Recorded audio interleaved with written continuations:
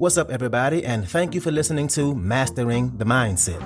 My name is Dariusdotch, and I'm an actor, hip-hop artist, and fitness and life coach. And I'm here to personally help you train and improve your mindset so that you can, 1, become the best version of yourself mentally, and 2, gain focus and motivation to be able to take action and achieve the success in life that you want and deserve. Before we get started, please like and subscribe to my channel, and at the end of this episode, if you liked it, please share it with a friend or a loved one or someone who would benefit from hearing this message.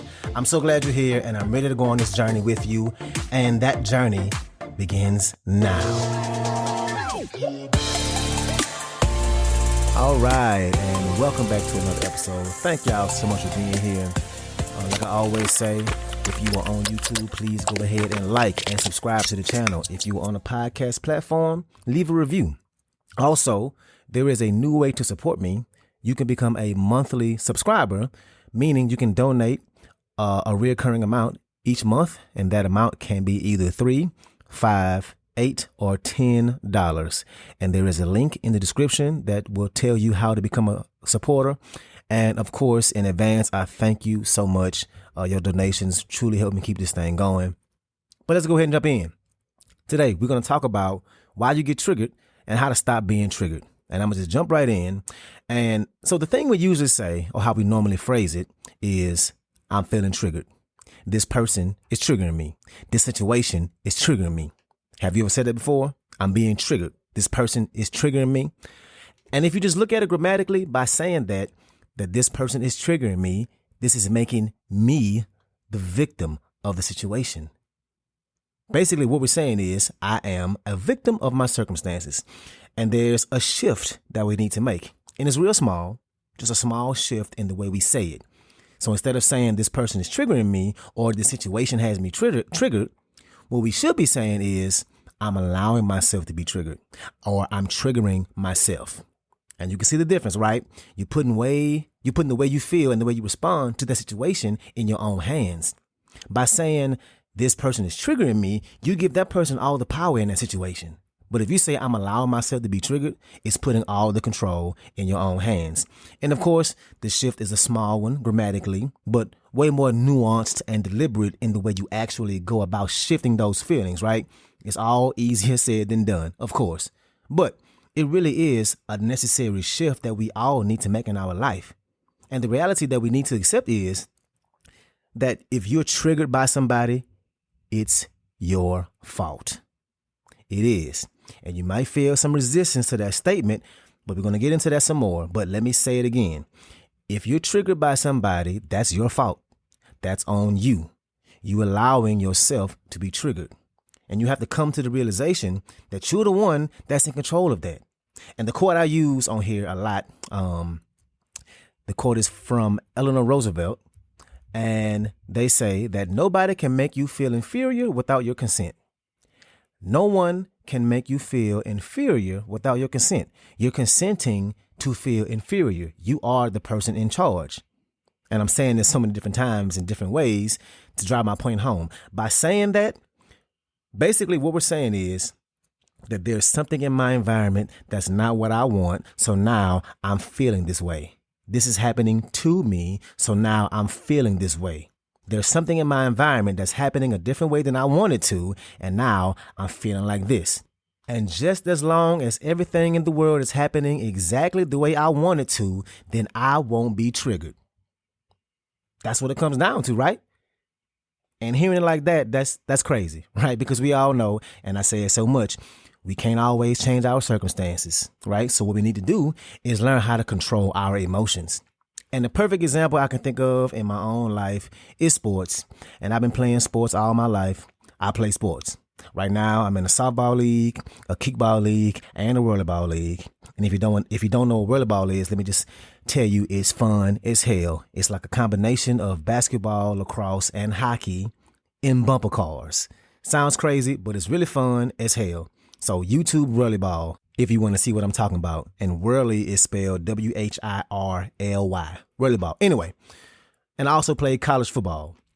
And that's really where I had to learn to not let things trigger me, because back then, what would get me triggered is if people talked trash. And by talking trash, I don't mean just regular noise talking. I mean like calling you out of your name, threatening you all up in your face, all game long, right? And before, I would let it get under my skin. I would let it get under my skin. I really did. And when I tell you, they used to have me hot. And the funny part about that is it was in practice. It wasn't even the game. It was my true freshman year, and I was redshirting, meaning the coaches thought I needed to sit out my first year to develop and get ready for the next level after high school, which, one, is a common thing, and two, I'm so glad I did, because when I tell you at the next level after high school, them boys are big. Them dudes was huge. And I got to that first team meeting like, God damn, these boys is huge. Anyway, the people talking trash to me like that was my own teammates, upperclassmen at that. And they had me hot, right? Because let me tell you, they found the right one in me. I was not backing down. Even though he was a senior and bigger than me, we was getting in some shoving matches. Punches almost got thrown.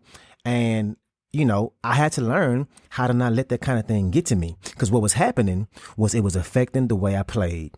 I was playing too angry and reckless and getting beat in other areas on defense because I was so pissed off at him.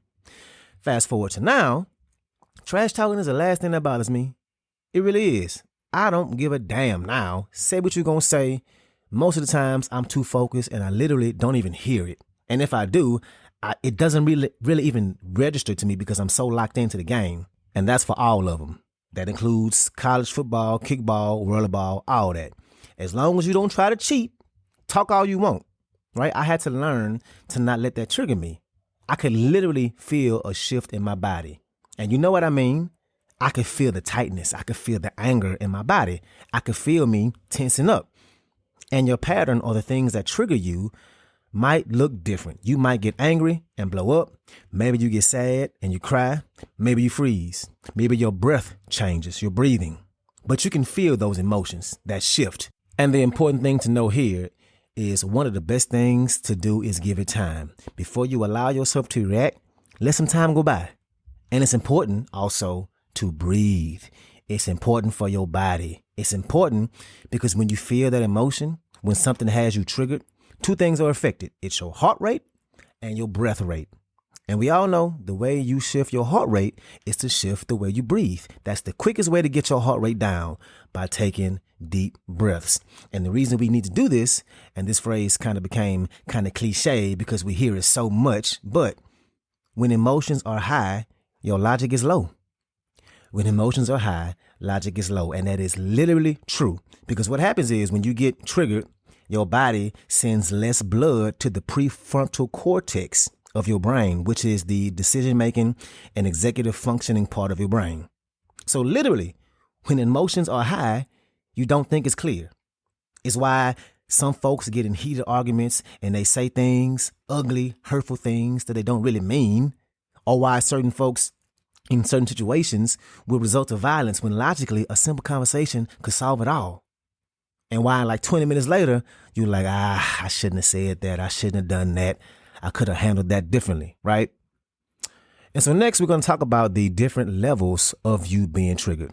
The levels of awareness. It's levels to this. You feel me? Anyway, we're going to talk about the 5 different levels and we're going to get a little deep. So first, you have the awareness. I have an anger issue. That's the first level. That's very much on the surface, right? That's what you need to have before you go any further. Something happened. I'm mad. I have this anger that I need to address. Level 1.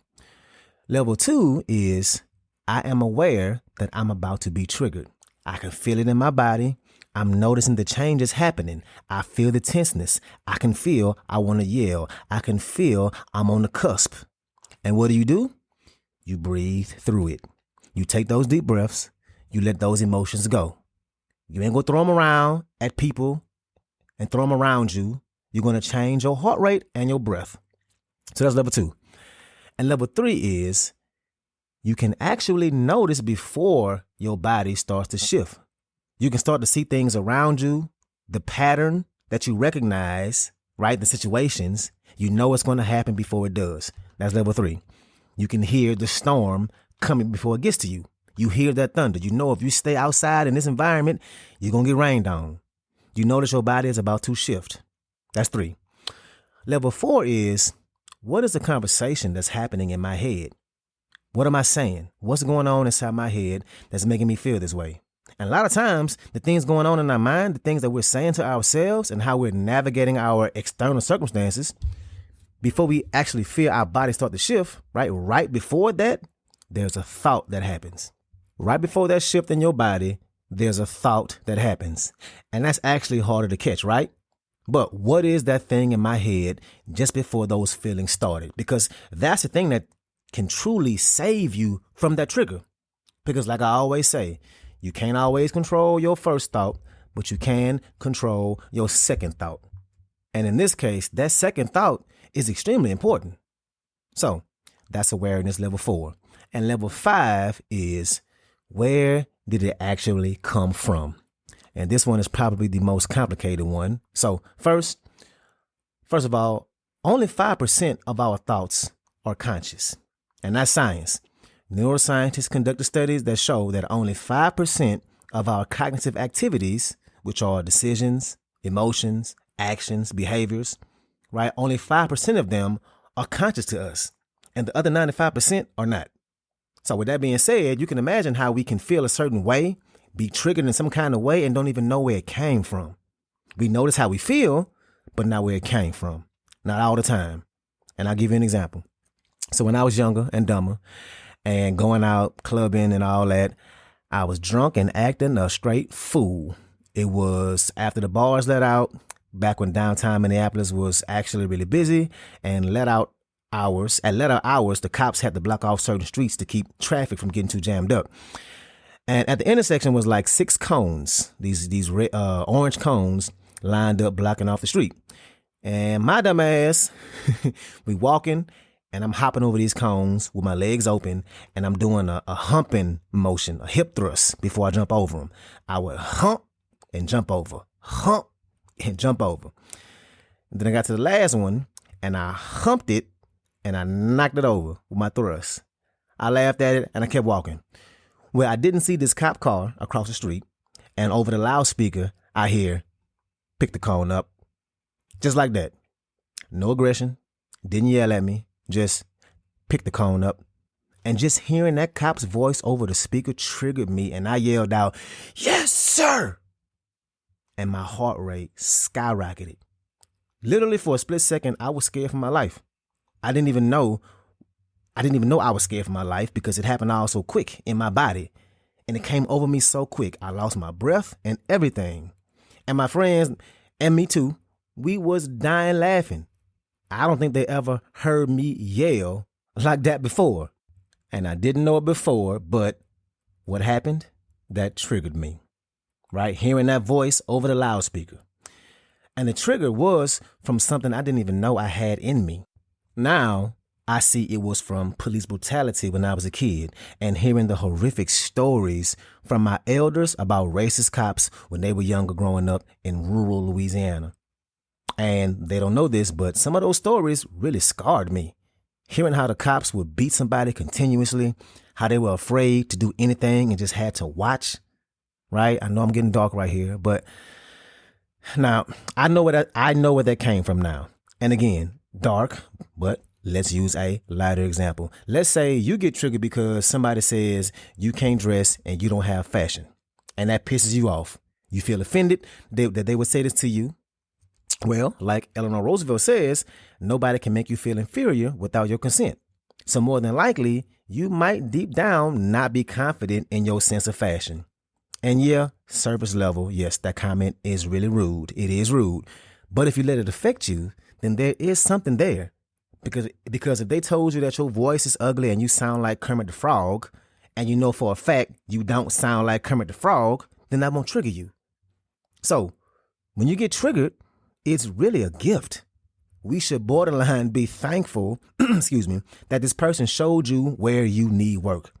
Because like over the years that I realized, I need to work on my fear of the police, of being approached by cops, that as long as I stay calm and don't do anything to make the situation worse, that in theory, I should be able to walk away, right? And I say should be able to because we all know the history behind police and black men. But just like I learned that trigger, you can learn that trigger of somebody talking about the way you dress and then address it.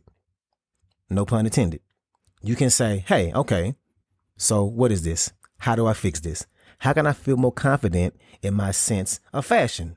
Or whatever that trigger might be. Maybe you have a childhood trigger about something, about people yelling at you. And as a kid, you went through that. Whatever it may be. Figure out what it is and be able to work on it and address it. To heal from it. Again, it's a gift. This person who triggered you showed you where you're not free. And like I said before, don't make the mistake of being mad at the snake for biting you. If you out in the wild on a hike or and you camping, right?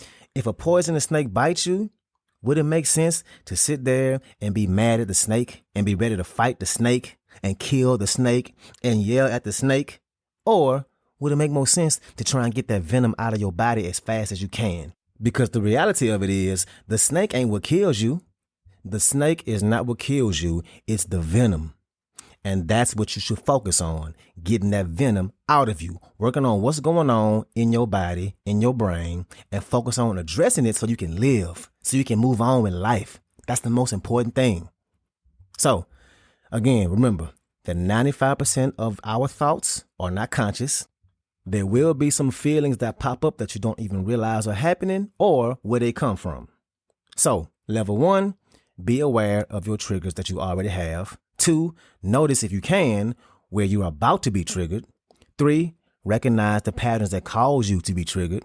4, try to figure out the conversation that's going on in your head and be ready to change that second thought. And 5, do the work to figure out where it actually came from. And of course, this topic is really complicated and nuanced, and it can get really deep. But I think it's definitely worth the dive, right, for your own mental well-being.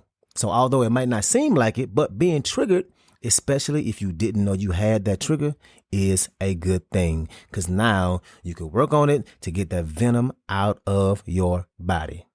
So that's what I got for you today, man. Hopefully y'all enjoyed this one. Again, please become a subscriber and you can choose the amount that you want to donate. Again, those amounts are $3, $5, $8, and $10. And those occur monthly and you can cancel at any time. Thank y'all. I appreciate y'all being here. Let's get to it. I'm going to give you another unreleased song that you've heard before, and that is King Kong. Let's get it in.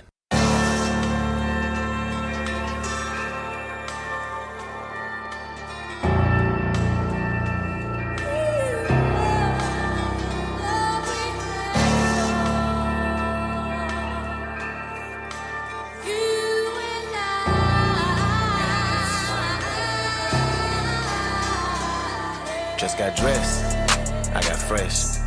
Oh, you text, let me check. I confess, I've been a mess. Do I get stressed? Nigga, yes. Cause when you chase success, it's side effects. Like bad Wi-Fi, don't always connect. And I talk to myself, like okay, bet. Like they forgot who the fuck I am, I should flex. Don't make me beat my chest. King Kong in the flesh, I don't get finesse. You only get one life.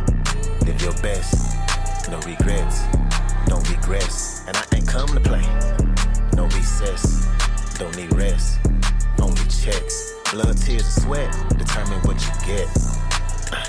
I'm determined to get success, I'm not what you expect. Yeah, it's Dotch, King Kong in the flesh. Cause they know I'm a beast, not a pet, more like a vet. Write my check. Now please don't get to bugging me. Please don't be a pest. I'm too focused, I've been hungry. Like I'm from Budapest. Corona came and it was so ugly for the whole country. I searched for myself and I made a discovery. I've been living on Skull Island this whole time, I'm blessed. King Kong in the flesh. Cause they know I'm a beast, not a pet. Don't try to pet. I'm at your neck. I'm not what you expect. King Kong in the flesh. Don't make me have to flex. Beat my chest. Okay, bet. Say less. I'm not what you expect. I'm not bird in the nest. I'm too fly, I left. This ain't music, this shit is love to me. It's like a drug to me. If you really feel it, let me know you fuck with me. Keep it a buck with me. Walk to myself, I that shit was the plug to me. Now people look up to me. First time I heard it, it really stuck to me. Like gum under a desk. And I don't see no test. With this pen and this pad, everything I'm writing be correct. They can say whatever they want, but they gotta give me respect. People love to see you down, I don't let it get me upset. I don't care if you talk down, go ahead, get it off of your chest. Hope you hate, I just treat it like a +1, be my guest. Y'all gon' make me drop my nuts and really start talking my shit. Everything I touch on fire, and you acting like I ain't lit. Set the bars tall as the Empire State Building before I slip. If they gotta shoot me down, well, they better bring the whole clip. And I fall to my death, then I can rest. King Kong in the flesh, cause they know I'm a beast, not a pet. Don't try to pet, I'm at your neck, I'm not what you expect. King Kong in the flesh, don't make me have to flex. Beat my chest, okay bet. Say less, I'm not what you expect.